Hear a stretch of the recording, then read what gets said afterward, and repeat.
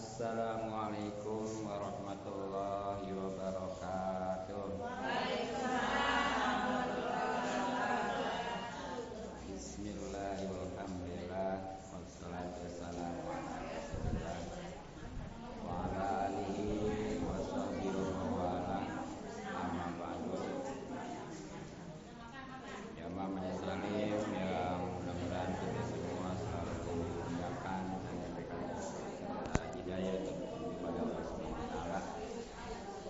Mudah-mudahan kumpulan kita dirahmati dan diberkati serta diridhoi oleh Allah Subhanahu wa taala dan mendapatkan pahala yang besar dan banyak dunia dan di akhirat. Amin ya rabbal alamin. Terutama pahala dan ketemu silaturahmi, mudah-mudahan rezeki kita dimudahkan dan dibanyakan serta dibarokahkan, umur kita dipanjangkan dalam keadaan sehat lahir batin, dan dengan pembacaan Ratibul Haddad mudah-mudahan dengan karomahnya Syekhul Khatib yakni Syekh Abdul bin Al-Haddad, Allah Subhanahu wa taala selalu menjaga kita baik diri, keluarga, harta, terutama iman dan Islam. Terlebih lagi pahala dan keuntungan ngaji yang memang hukumnya wajib, bukan wajib ain. Artinya siapa yang ngaji insya Allah mendapatkan pahala, yang tidak atau belum ngaji nauzubillah tanpa disadari dia berdosa. Terutama mengkaji tentang ilmu tauhid, fikih dan akhlak. Dan pas kajian kita sebagaimana biasanya kitab Surah Topik itu ada semua, ada tauhidnya, ada fikihnya dan ada akhlaknya. Baik itu akhlak zahir maupun batin. Maka dari itu mari kita kembali kaji kitab ini udah lama nih ya. Yang punya kitab dan bawa lihat halaman 46.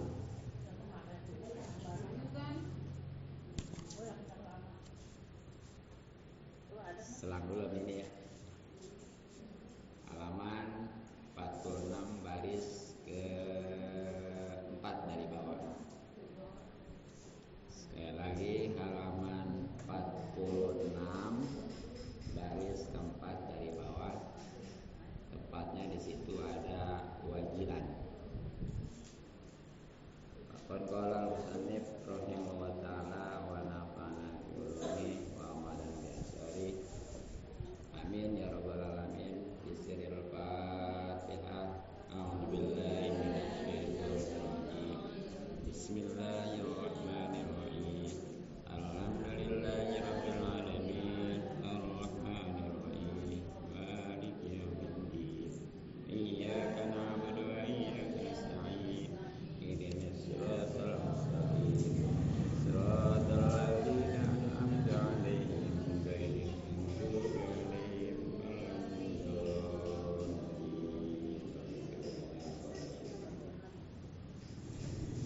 Bismillahirrahmanirrahim.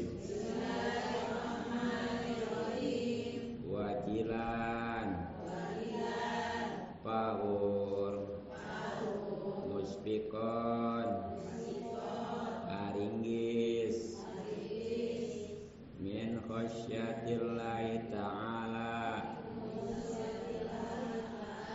pinasieun ku Allah ta'ala, zahidan, tapa, di dunia, dina dunia, qani'an, ngalak cukup, bil yasiri, kusaetik, inha, tina dunia. Setelah segitu bela, kurang menambah.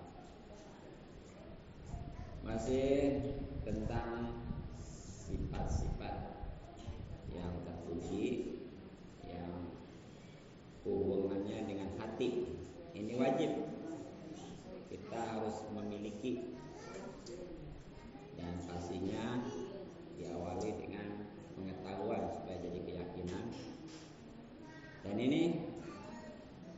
kata-kata nasihat dari Sayyid Abdullah bin Al-Haddad yang tadi gratisnya dibaca ya.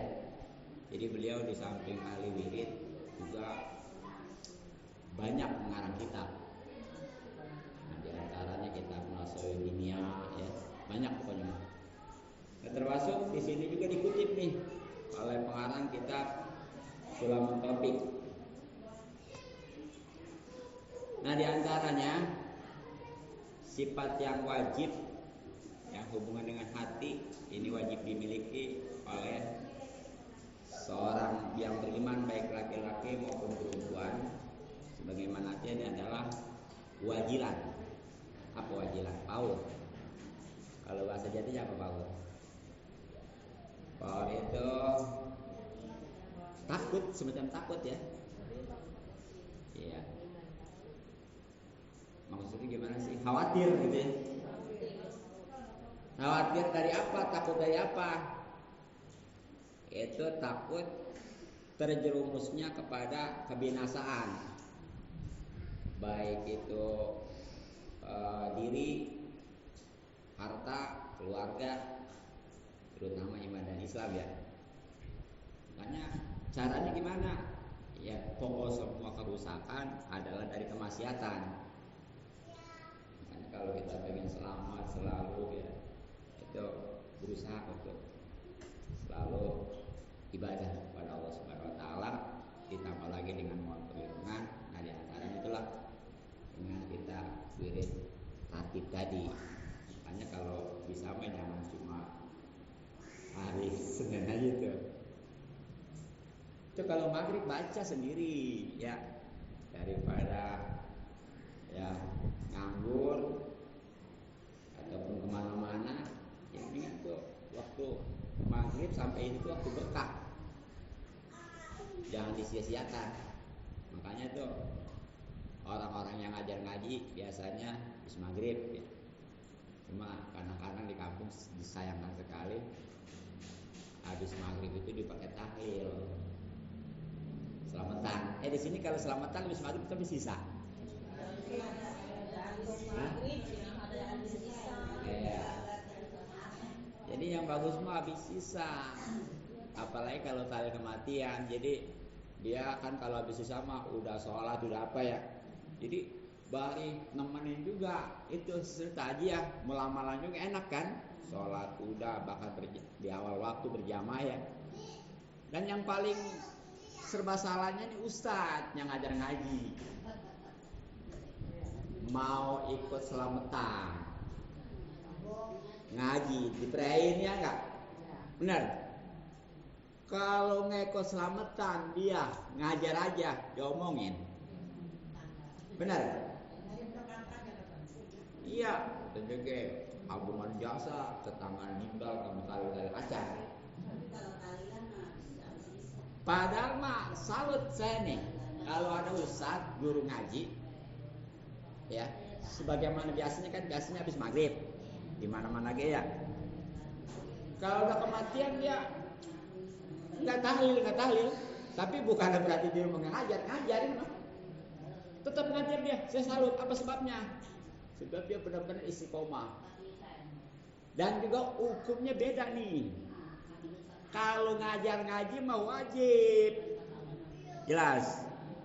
Kalau tahlil sunnah, wajib apa sunnah? Itu pasti wajib ya. Bahkan ini, kalau gara-gara tahlil, tuh yang suka ngajar ngaji diliburin ngaji, dosa sekampung itu. Kalau tahlil masa ada yang nggak ada sama sekali kak, nggak ada yang dosa karena sunnah ya. Tapi piraku nggak ada yang tahlil kan ustadz yang lain ada gitu ya. Jadi itu kudu punya pendirian. Jadi jangan jadi diomongin malah ustadznya kayak tetangga apa tetangga tinggal juga nggak pernah tahlil. Saya selalu justru kayak gitu. Kecuali dia nggak ngajar ngaji baru. Sebab itu tadi ya. Kalau yang namanya ngajar ngaji mah wajib.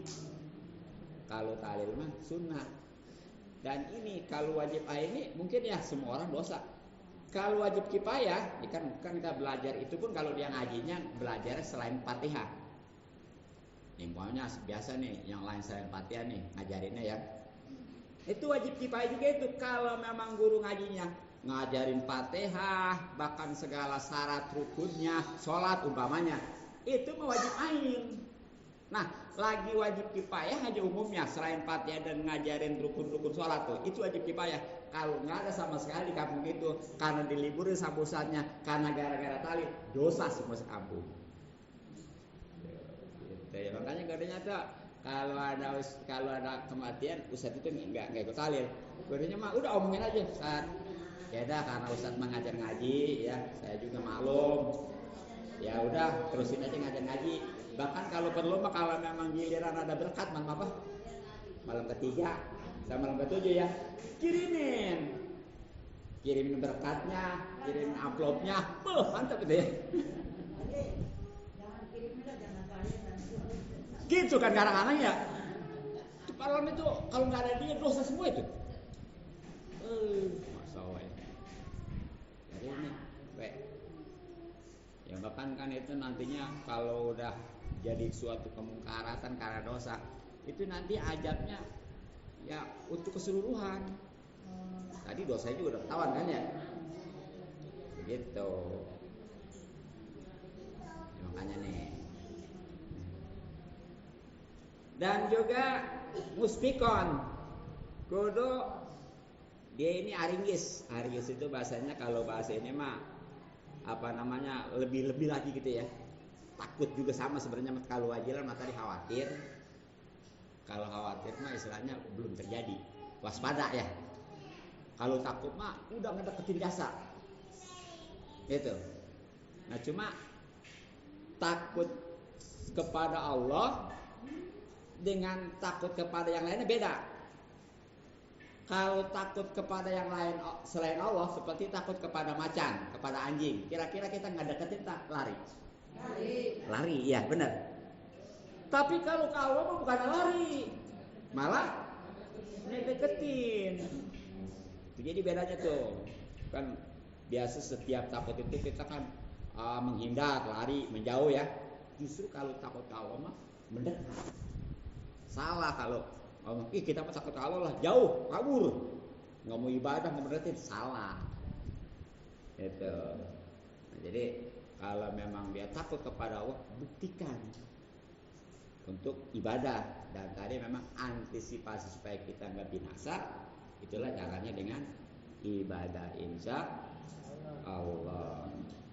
Terus ini nih jangan sekedar kita pahamin aja, jangan sekedar kita ketahui aja, kudu diterapkan di hati ya. Ini wajib.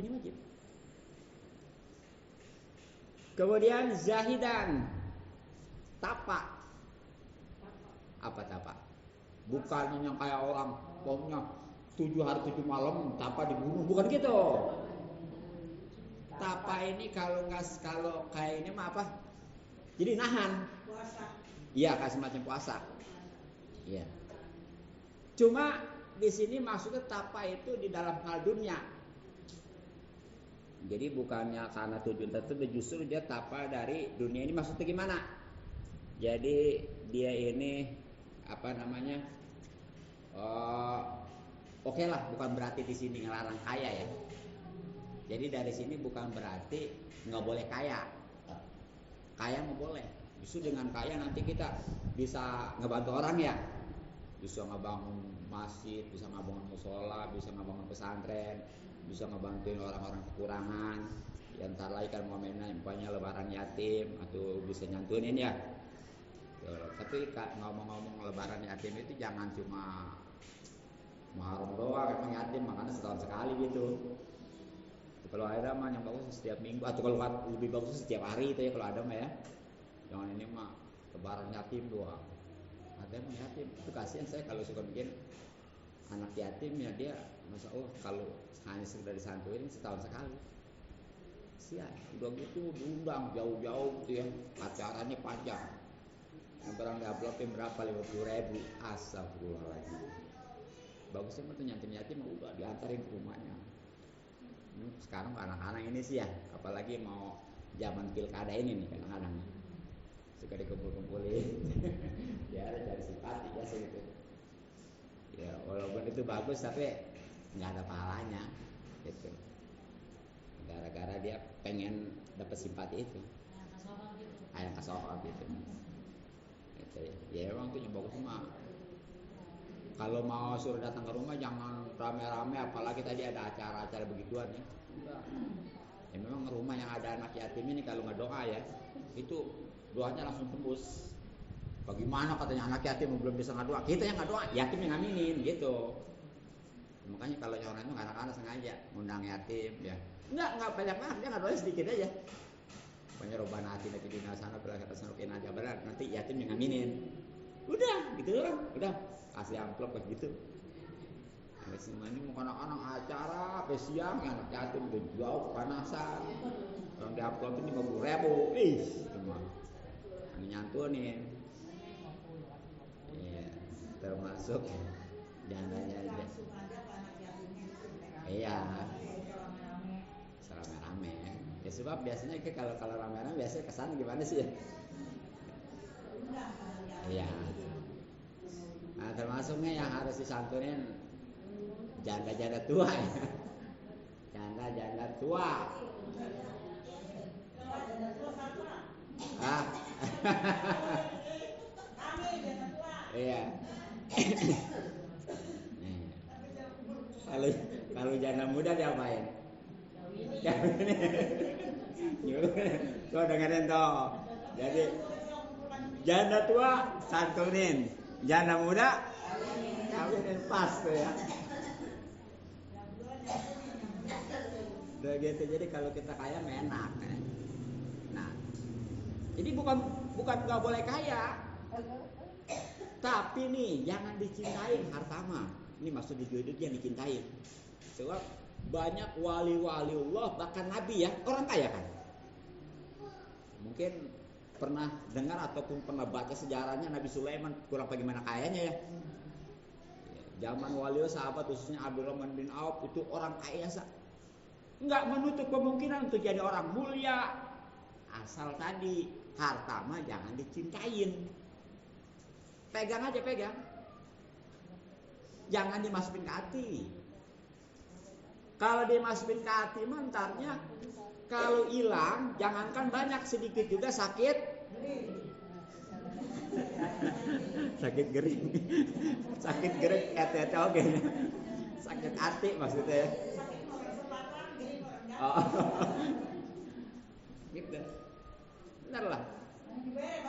Mohon. Tapi kalau di tangan tuh kita udah nggak sayang-sayang. Makanya nih nyiriinnya orang kaya mana nih yang cinta dunia, cinta harta dan enggak ataupun pada garis besar mah yang duit yang enggak ketahuan. Kalau yang barahan tuh namanya zuhud. Zuhud. Iya tadi nih zahid itu zahid ya. Ya kayak begitu tuh zahidan. Zuhud itu tadi jadi orangnya enggak cinta dunia lah intinya gitu aja, enggak cinta dunia intinya gitu aja. Iya. Jadi enggak cinta dunia. Kalau yang pelit itulah namanya enggak zuhud. Nauzubillah.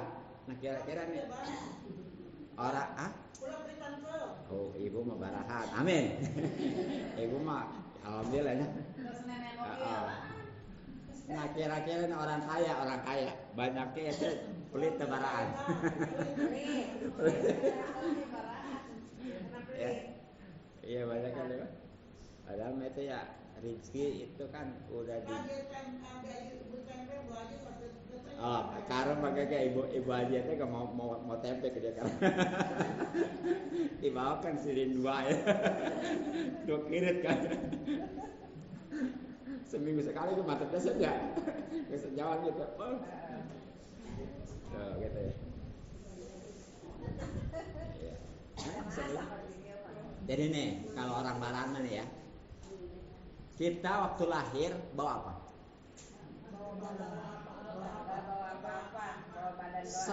Selain benang juga kan ya? Benar kan? Nah begitu kita udah berusut ke alam dunia kan dipakai orang tua kita dibeliin ya. Terus kita udah gede udah bisa usaha adalah kita berbanda. Benar nggak? Itu dari siapa? Dari Allah. Nikmat dari Allah. Buat apa tuh? Buat disyukuri. Iya. Ya bisa jadi ke situ kan maksudnya syukur kan syukur itu bukan berarti kita ngebangun masjid, ngebangun pesantren termasuk itu ngebiayain anak juga istri ya nggak apa-apa itu sama wujud syukur. Jangan asal disalahgunakan aja. Artinya bagaimana? Ya dapat harta banyak dipakai apa tuh? Nyawer. Dipakai nyawer ya. Nah, jadi nanti jangan sampai. Itu namanya nggak syukur. Ingat ya Al-Quran jelas tuh. Lain sakartum, kalau kalian bersyukur la azidan aku pasti akan aku tambah. Jadi kalau kita diberi sama Allah nih, syukur ditambah lagi, syukur lagi, lebih ditambah lagi, gitu kan ya? Enak kan gitu? Kan asal itu dari Allah kita syukurin, ditambah lagi terus. Nah, makanya nih untuk ibadah kurban juga nih kalau syukur enggaknya di situ tuh buktiin ya. Tapi kalau enggak syukur naudzubillah la wala in kafartum inna azabi lasadid. Kalau kubur nikmat bukannya disyukurin di jalan Allah malah dikuburin. Tunggu kehancurannya.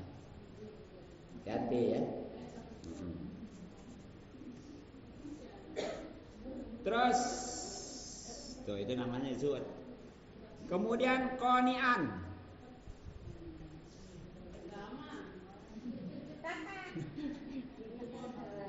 Cukup. Nih, ini sifat yang wajib juga.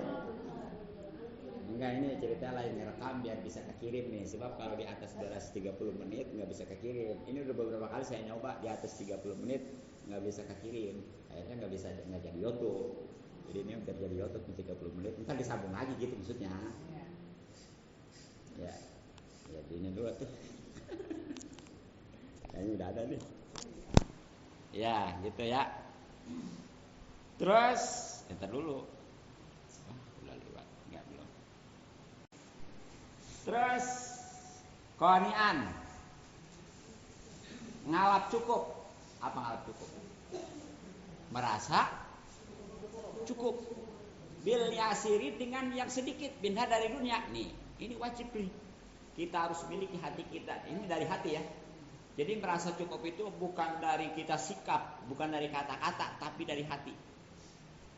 Dan memang orang yang kaya sesungguhnya bukan yang banyak harta, bukan yang jabatannya tinggi, bukan yang tanahnya luas, bukan yang rumahnya mewah, bukan yang mobilnya berlagus gitu ya.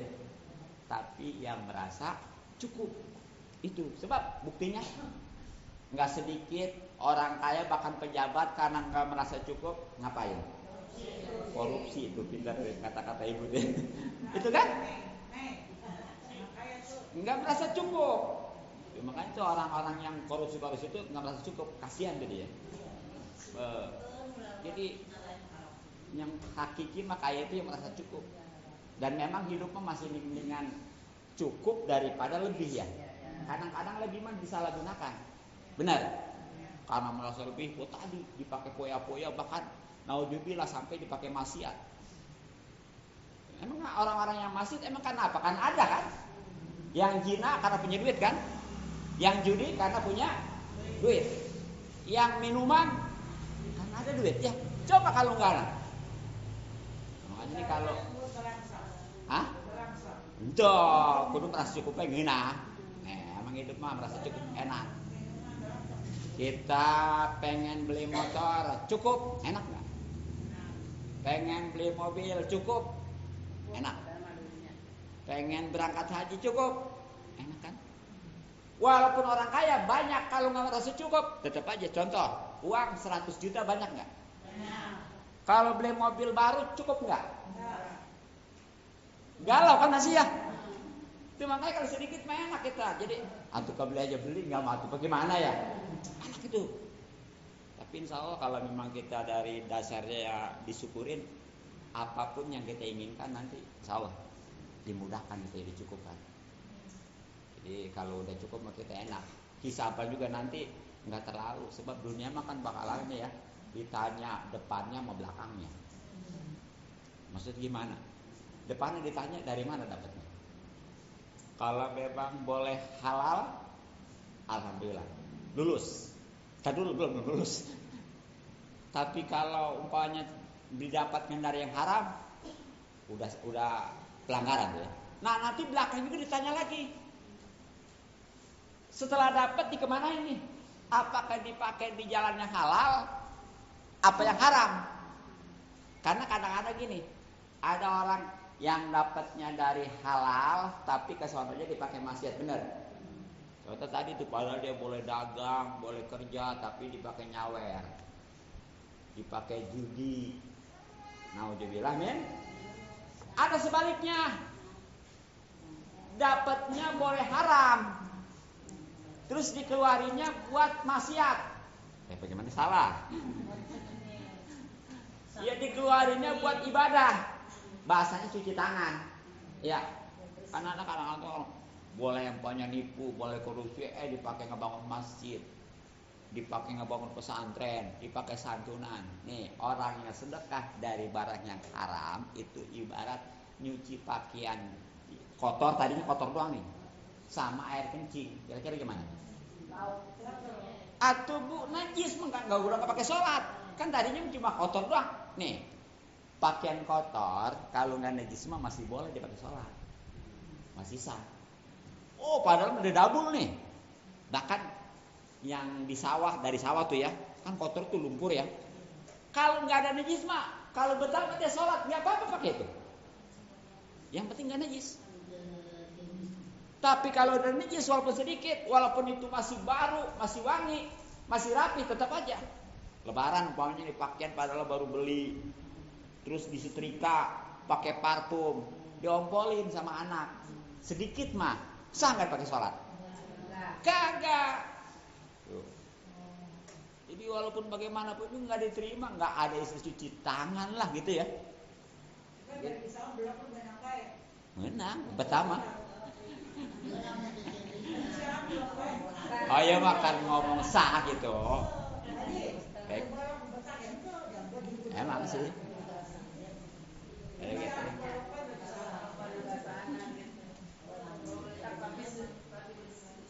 Iya.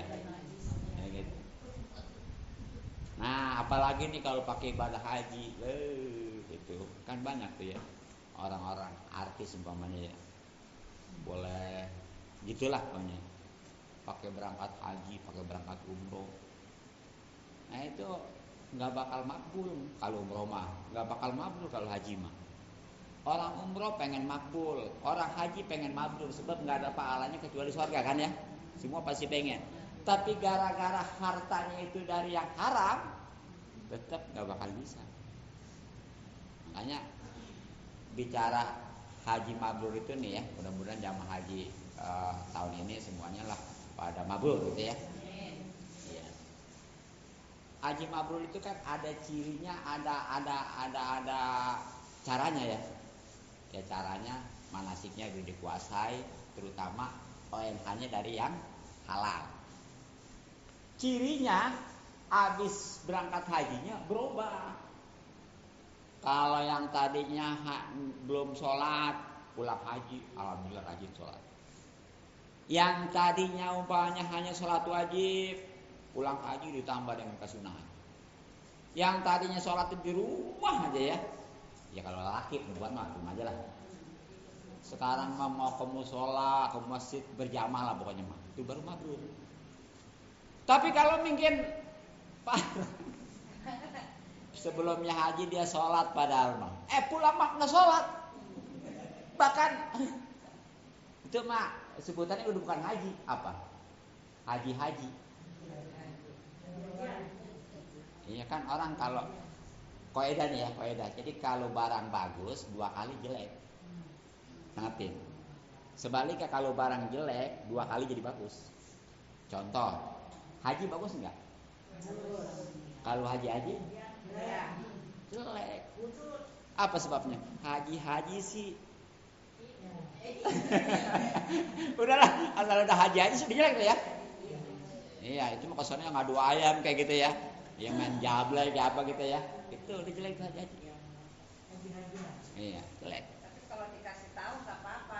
Ya harus ya. Jadi walaupun memang itu ini kan sebab sebenarnya mah kalau suami maksiat, istri mah nggak tanggung jawab. Ya, tapi kalau suami nih, istri maksiat tanggung jawab bakalan. Jadi bakalan nanti suami bisa jadi dan didakwa gara-gara istrinya, gara-gara anaknya. Kalau istri mudah amat. Ya cuma kan kita walaupun istilahnya nggak bakal didakwa di sana, sialnya kebagian. Pokoknya nih suami kita nggak sholat, itu sialnya kebagian. Bahasa sial itu sial benar itu. Apes gitu ya. Tapi diingetin lagi. Iya ingetin aja, jadi itu memang bagus ya. Ya. Udah di samping itu doain lagi. Jadi kan curhat ya. Jadi yang mau bolak-balik hati siapa? Hah? Yang mau bolak-balik hati? Allah. Kan ada tuh yang suka di tasawuf akhir ya. Ya muqallibal qulub sabit qalbi ala dinika ya. Ada kan toh. Jadi semuanya kan gerak kita, kelihatan kita, langkah kita itu dari hati pokoknya. Dan yang maha membolak-balikan hati adalah Allah. Makanya kalau punya anak itu belum benar, jangan ngomong gak benar ya. Jangan. Punya suami juga belum benar, di samping kita secara johir nasihatin, ngebilangin, ngingetin, yang paling utama adalah kita doa kepada Allah. Ya Allah, ini saya punya suami gini amat. Jangan begitu ya. Jangan gini amat ya. Bilangnya ya Allah berilah petunjuk suami saya. Udah petunjuk aja udah. Insya ya. Bahkan topik gitu ya. Sebab kalau hanya petunjuk mah baru mau doang. Jadi bedanya topik sama hidayah apa? Kalau hidayah mah seperti ibu nih ya. Pengen ngaji baru hidayah doang, baru petunjuk doang. Nah kalau udah datang nih ke majelis lain, itu namanya udah topik, udah hidayah. Sebenarnya mah hidayah dulu baru topik. Cuma kita ngomong suka dibalik ya. Topik, hidayah. Ya emang biasa di Indonesia mah pulang pergi. Gimana sih ya? Emang gak enak kan ngomong pergi pulang, gak enak kan ya? Sore pagi. Atau kudunya pagi dulu ya? Pagi sore. Ngepecat apinya, yang udah begitu. Iya, kayak berkah selamat tuh. Sebenarnya mah selamat dulu baru berkah. Jadi jangan ngomong pengen berkah dulu, kalau belum selamat itu ngapain? Bagaimana berkahnya kalau selamat mah ya? Itu begitu aja. Makanya kalau ada ini begitu berkah selamat, maksudnya mah itu apa berkah selamat ya? Maksudnya mah selamat dulu. Iya, topik hidayah maksudnya mah hidayah dulu gitu. Iya, gak enak kan emang. Iya. Jadi itulah bedanya topik sama hidayah. Jadi hidayah mah petunjuk artinya itu baru kita keinginan doang. Ya kalau udah topik tuh itu namanya udah pertolongan Allah, kita udah ibadahnya. Ya kayak gini contohnya itu di talang kan ada tanda panah ya. Kalau yang ke kiri kemana? Sukadiri. Ke pakai Sukadiri ya. Nah di situ kan begitu kita baca, Sukadiri. Itu baru hidayah itu petunjuk. Nah kalau udah biluk tuh kita udah ngejalanin ke arah Sukadiri, itu namanya topik. Paham ya? Orang baru mau sholat doang, hidayah, petunjuk. Kalau udah sholat baru udah dapet topik. Nah, ya sebenarnya mah kalau masalah topik hidayah juga sebenarnya urusan Allah. Tapi kalau masalah hidayah nih banyak peluangnya. Memang hakikatnya dari Allah, tapi peluang-peluangnya banyak. Kalau mau kita pahami mah, mau kita ambil hikmahnya mah ya. Ya seperti umpamanya di Al-Quran banyak hidayah. Ya seperti ini tetangga-tetangga majelisnya. Kalau memang dia memahami itu melihat orang-orang yang jauh pada ngaji gitu ya. Dia mah kagak. Terus udah pahamin tuh. Saya mah ini dekat-dekat juga belum mau ngaji nih ya. Itu sebenarnya mah udah suatu hidayah petunjuk. Makanya mahal yang namanya topik hidayah itu mahal. Nggak bisa dibeli nggak? Walaupun umpamanya jutaan, miliaran nggak bisa. Makanya kita ini bersyukur nih ya, diberikan nikmat yang paling besar nih. Ya memang dasarnya kan iman Islam, tapi hasilnya itu adalah topik hidayah. Sebab nggak sedikit orang beriman, ya Islam ya, kemudian sholat enggak, belum, ngaji enggak, belum, gitu kan? Itu kan boro-boro istilahnya topik hidayah juga belum kan? Lah yang penting Islam, nggak bisa begitu. Iya. Kan yang namanya rukun Islam 5 umpamanya tuh ya. Taruhlah yang namanya zakat sama haji mah tergantung punya harta dan kemampuan ya. Tapi yang namanya sholat kan nggak boleh enggak. Iya, kalau perempuan memang masih ada liburnya seperti haid, nifas ya. Kalau lelaki nggak pernah diliburin. Makanya ya kita harus betul-betul berusaha untuk memohon nih. Bahkan sebenarnya mah dalam doa ini yang paling utama kita yang paling ini ya mendasar nih, kita mohon hidayah dan sorga, keriduan ya. Jadi kan bahasanya gini, ya Allah kan ada tuh, Allahumma nas'aluka ridho wal jannah wa na'udzubika min sakhatika nar, kan ya artinya apa gimana? Ya Allah, kami mohon ridhomu dan sorga, tapi kami terlindung akan kemurkaanmu dan neraka. Jadi kalau udah dapat keriduan Allah mah dan sorga, walaupun awal-awalnya jelek, udah ujung-ujungnya bagus. Tapi sebaliknya kalau memang dia bakalan dapat murka Allah dan neraka, walaupun awalnya bagus, akhirnya jelek. Ya dengan kata lain, yang paling utama kita doa husnul khotimah.